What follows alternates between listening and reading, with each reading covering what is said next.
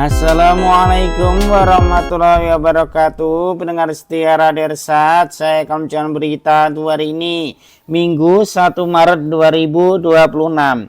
Sari berita penting. Puluhan dumpeng merebak di Bungo, Kapolres diganti. Berita kedua. Audit investigasi temuan dana desa Jambu mencapai puluhan juta rupiah. Berita ketiga.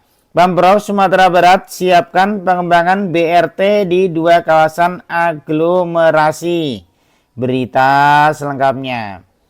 Bebas melakukan aktivitas ilegal di Dusun Sungai Buluh, Kecamatan Rimbo Tengah, tepatnya dekat Embung, Bandara Muara Bungo, tanpa takut dirazia oleh aparat penegak hukum APH. Ternyata Salim ini memiliki backingan yang bukan kaleng-kaleng.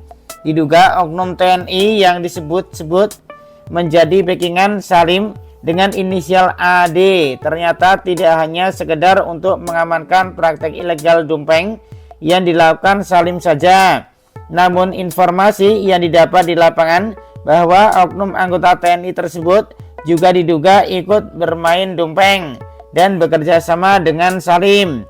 Berdasarkan keterangan dari salah satu warga yang berada di dekat lokasi rakit dumpeng dan diduga sebagai pengawas kepada media, Rabu 25 Februari 2026 menyebutkan bahwa semua dumpeng yang ada di tanah Talis Situmorang itu kalau mau masuk mesin harus berurusan dengan Salim dan Ade. Dumpeng ini bukan punya Salim dan Ade semua. Namun siapapun yang mau masuk atau mau mendumpeng di sini harus melalui Salim dan Ade, ujarnya. Rabu 25 Februari 2026. Yang beli isi lokasi di sini bekerja sama dengan salah satu oknum anggota TNI berinisial AD dengan harga 1 miliar lebih, paparnya lagi. Ketika ditanya tanah yang dijadikan lokasi puluhan dumpeng apakah milik Salim atau milik orang lain, pengawas menjawab tanah itu sebenarnya milik Talis Situmorang. Namun Salim telah membayar sekitar 1 miliar lebih untuk membeli isi yang ada di tanah luasnya lebih dari 1 hektar tersebut.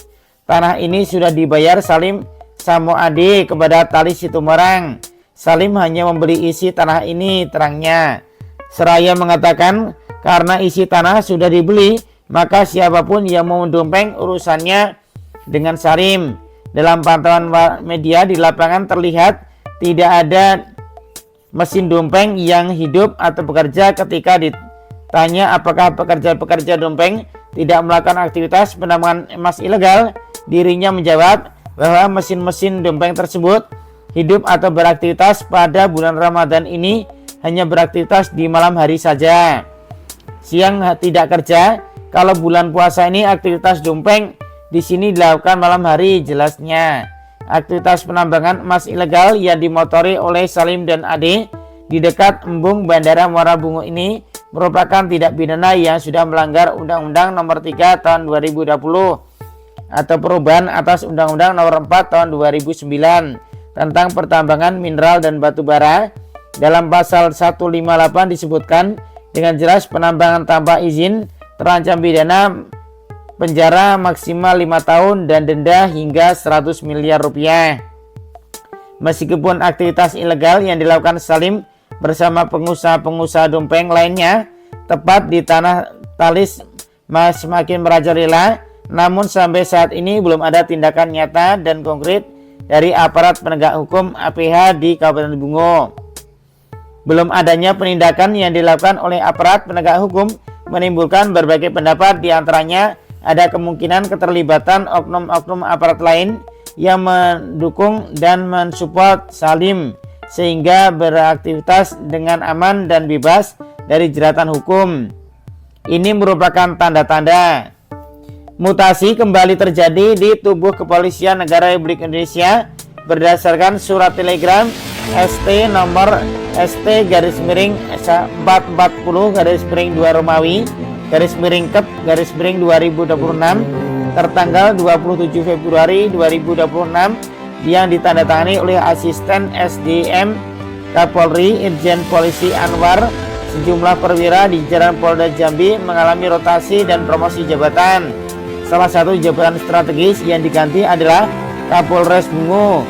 Dalam mutasi tersebut, AKBP Natalena Eko Cahyono dimutasi sebagai Pamen di Polda Jambi.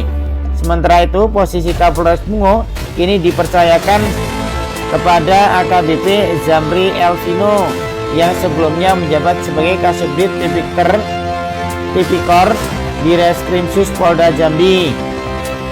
Total keseluruhannya terdapat 54 personil yang masuk dalam daftar rotasi, baik dalam rangka promosi jabatan maupun penyegaran organisasi. Mutasi ini merupakan bagian dari dinamika pembinaan karir serta upaya peningkatan kinerja institusi. Kapolda Jambi Irjen Polisi Krisno H. Siregar melalui Kabid Humas Polda Jambi Kombes Pol Erlan Munaji menyampaikan bahwa mutasi di lingkungan Polri merupakan hal yang wajar dan rutin dilakukan sebagai bagian dari manajemen organisasi.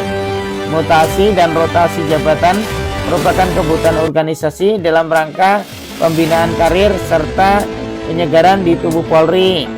Hal ini juga bertujuan untuk meningkatkan kinerja dan kualitas pelayanan kepada masyarakat, ujar Kombes Pol Erlan Munaji mewakili Kapolda Jambi. Dia juga menegaskan bahwa pergantian tersebut termasuk di tingkat Kapolres tidak akan mengganggu stabilitas Kamtibnas di wilayah hukum Polda Jambi. Justru sebaliknya diharapkan mampu menghadirkan semangat baru dalam pelaksanaan tugas, khususnya dalam menjaga keamanan dan ketertiban masyarakat.